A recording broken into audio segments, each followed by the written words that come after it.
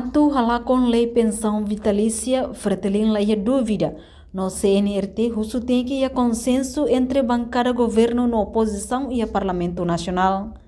Lei pensão vitalícia se preocupação botba público desde a legislatura Cira Liuba, mas beto ohin lorong bancada parlamentar sedau que consenso hodihalo alteração ba lei refere. Deputado bancada Fretelin, Antonino Bianco, ohin ia Parlamento Nasional hateting, bancada Fretelin la ia dúvida konaba atu halakon lei pensão vitalícia, tamba confiança nebe povo fo, liu husi eleição nee, atu servir povo, la os atu hetam pensão husi estado. Esforço e alteração, mas atu halakon lo, nem tem consciência pai, agora jadi alteração bara con agora ulu como itu alteração tu agora semar 5 anos nem tande de 60%. Usi osan BPI 60% usi osan gaji salário líquido né $1.625 líquido festival, mas é 60% quando aos 5 anos 60% para que estaria lá coisa sekitar yang 500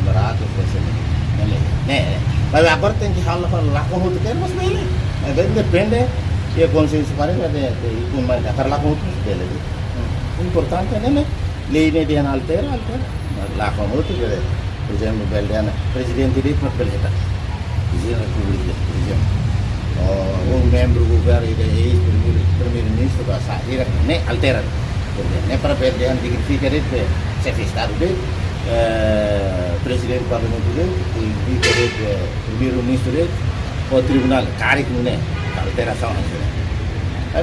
Depende da alteração.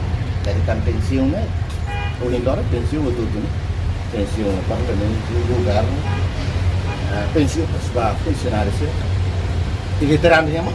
E a Fatin Hanessan Sefi bancada CNRT, deputado Duarte Nunes Actuir, atuhalo alteração ba lei refere, tem que ir a consenso entre deputado Cira, entre bancada oposição ao governo União, também lei segurança social ba funcionário Cira mos existe ona. Antes ne presidente Parlamento Nacional, Maria Fernanda Lai explica ona katak, lei pensão vitalícia atau ona ia agenda Parlamento União, atuhalo alteração, mas beto ohin lorong Parlamento Nacional sedau kia discussão ba assunto refere. Reportagem Melda Fátima, Televisão Timor Post.